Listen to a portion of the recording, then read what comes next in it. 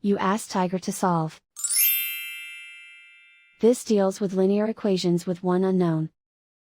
The final result is h equals negative 3.5. Let's solve it step by step. Group all constants on the right side of the equation. Subtract 4 from both sides. Group like terms.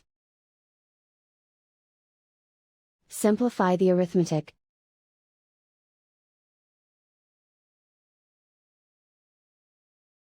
Isolate the h.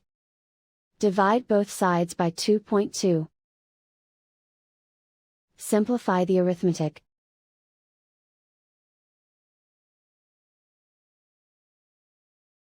And so the final result is h equals negative 3.5.